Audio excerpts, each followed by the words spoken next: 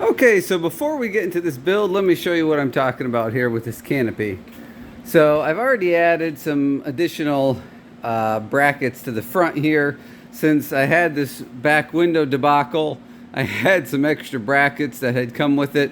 So I had to add some brackets to the bottom here because the windshield had slid down. And right here in the back, you can see the back window is resting on the seats. It was not like that. It had been all the way up here, so it slides in these brackets. It does not stay put. So what I'm going to do is get some two-sided tape and put some two-sided tape in a couple of spots in here, and that'll hold the windshield in the back window.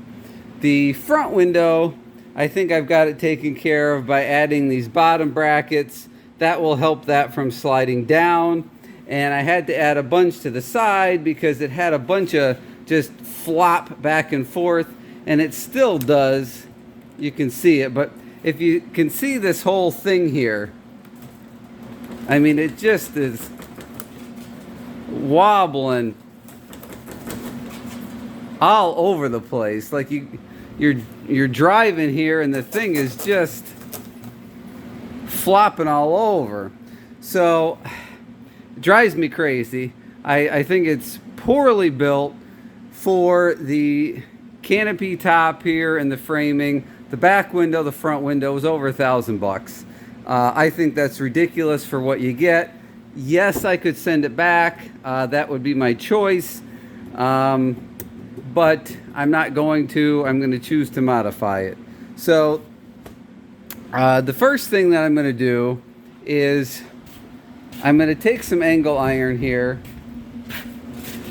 and where it connects here, there's only two little bolts that connect. This was an existing bracket that was here on the Gator.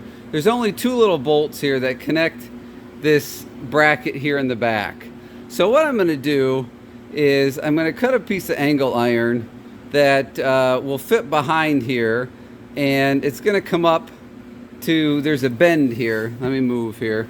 You can see how it bends. So I'm going to cut a piece of angle iron that's going to come from the bend and go down. Now, one of the other major issues, and I was very surprised when I put this together, and I may have even mentioned it in the video, is the fact that this bracket here that comes down to the front does not meet the bracket that comes to the back. It relies on this plastic roof as the support. So what I'm going to do is I dug out, I had some scrap angle iron. I started cleaning the rust off. I'm going to finish cleaning them up. But basically what I'm going to do is I'm going to build, I'll hop out here so maybe you can see better. But basically what I'm going to do is I'm going to build a rectangle all the way around, all four sides, to bolt in to the roof. So it'll bolt in those two holes, and same thing on this side. There's two holes. So in essence, it's going to take the four roof supports and it's going to connect them all together. And so instead of relying on the plastic roof to secure everything together, it'll have basically a metal frame up there instead. So between that and having the additional supports down here, I think that's going to make a difference. Now there's one other weak area, and I'm not sure what to do about that, and it's right here in the front.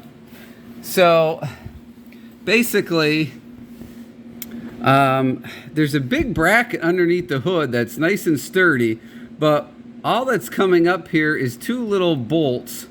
Well, they're studs. They're not bolts that come up through, but they have the ability here to wiggle. If there's a channel here, if you remember from the previous video, there's a nice wide channel here. And if that channel was sitting flat up against another channel, that would make that nice and strong. But there is no other channel. It's just resting on these bolts. I am not sure what to do about that right now. I'm going to give it a little bit more thought and see,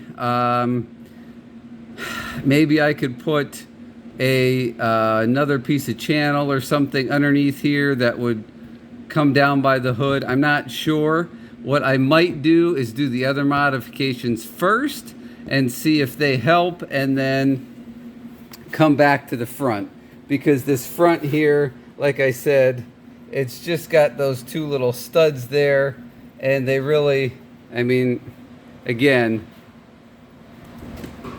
you can see how that wiggles. There's just nothing here. I mean, it's just, you know, it's just a wobbly mess. I can't believe somebody would sell something like this. So anyway, that's going to be the plan. Okay, we got our two support pieces made for each side and painted. Sorry about the heat and the rain noise. Let's get the one that goes on this side here, and we'll get it kind of mocked up in place, and I'll show you how it's going to go. Okay, so here you can see we've got two sets of holes. So the bottom sets of holes are going to correspond there with those two sets, and those upper two sets we're going to drill out right there to the right. We're going to drill two new holes and put two new bolts in. So let's get started on that. Okay, that's basically the finished product here on this side. There's the L bracket. I put the two original, well, they weren't the original bolts. I had to get longer bolts. These 4 bolts are new bolts. I was able to reuse the 2 lock nuts that came with it. But so basically now we have a long support here. This is 8 inches now, that is being supported all the way up. I wish I could have made it longer, but because of this bend right here, you really can't. Let me back up. I'm sorry, I'm on my phone here today, so. But it did add a lot of stability to that. You can kind of see the, I don't know if you can, the Gator tires rocking now with it. So it did add a lot of stability to it. So now I'm going to go do the one on the other side.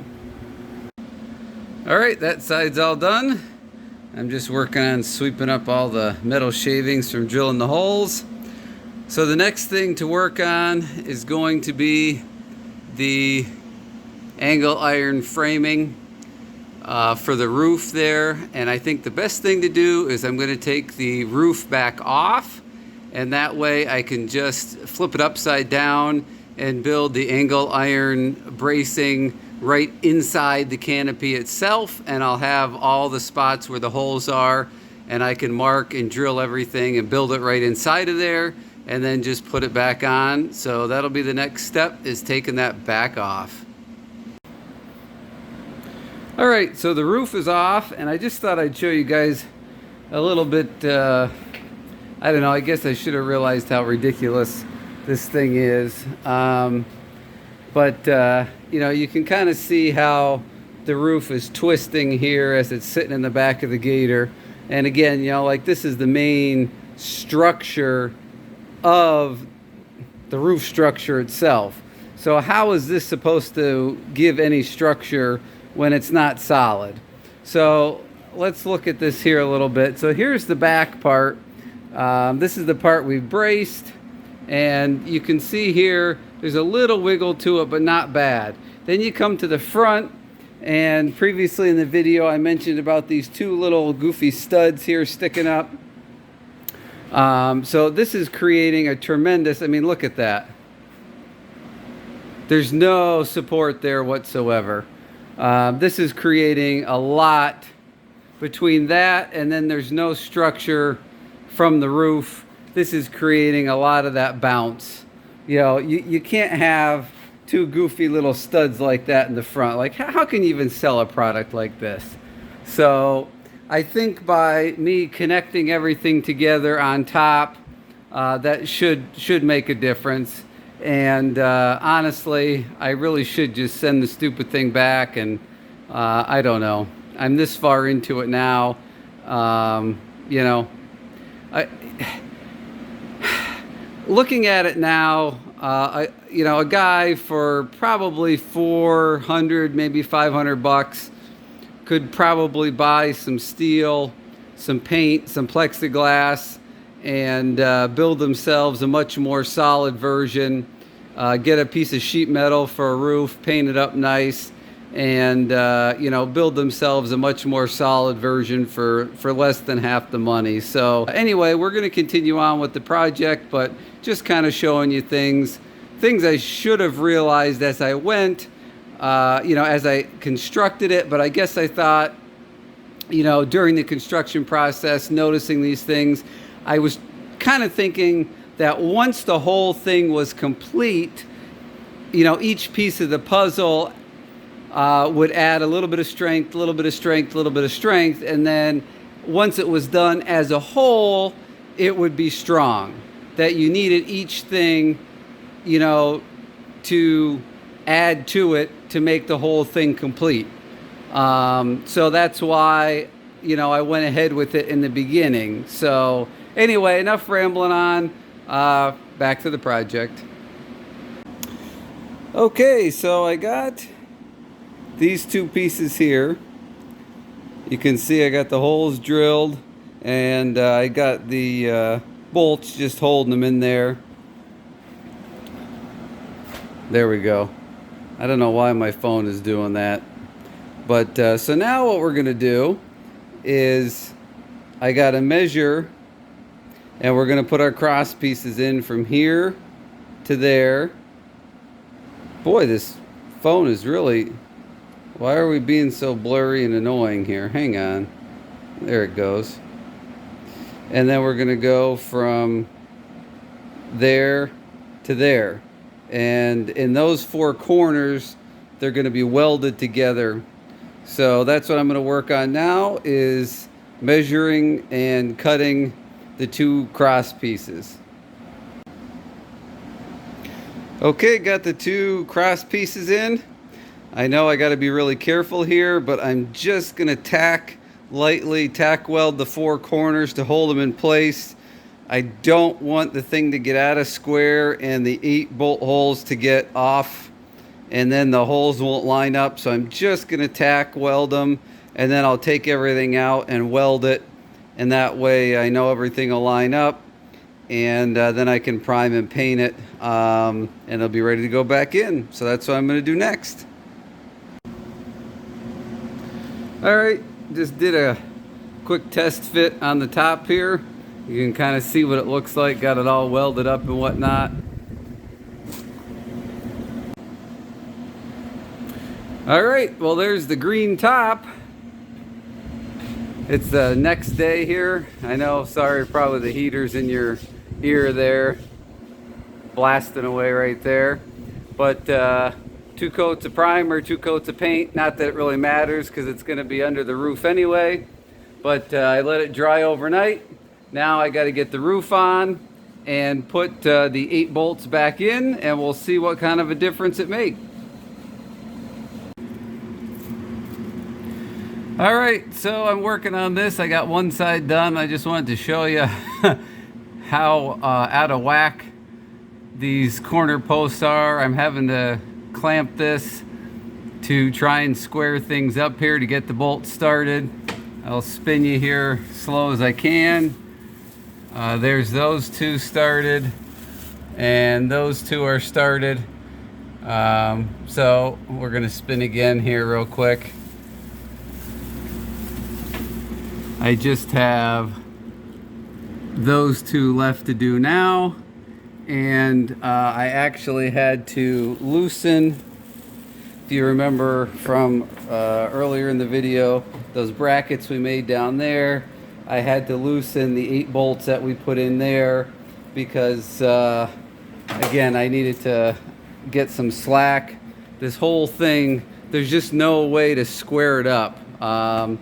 So we're almost done. 2 bolts to go. And then we'll see if all my time and effort was worth it. All right, we got all the bolts in. Everything's all tightened back up. All 8 of those bolts, the 4 on each side, the 8 bolts up underneath for the new angle iron piece that we built there and painted. I did end up scuffing it up a little bit there as I was kind of putting things back together. And even this piece here that I bought got scuffed up a bit. Oh, right here. You can see as I was putting, here is the new piece that I built. And I don't know if you can see if that'll focus. Focus, there you go. Oh, it did for a second, whatever.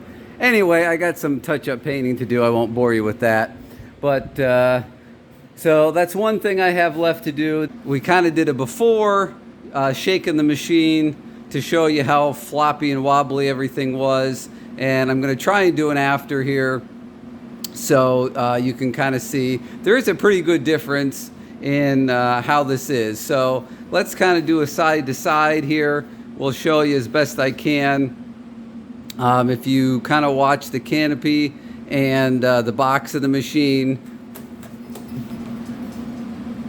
you can notice that the canopy and the box are shaking together. Everything's shaking at the same time. So we pretty much took care of the problem. Everything is pretty solid now. So I'm pretty happy with how it turned out. I mean, we basically locked everything together.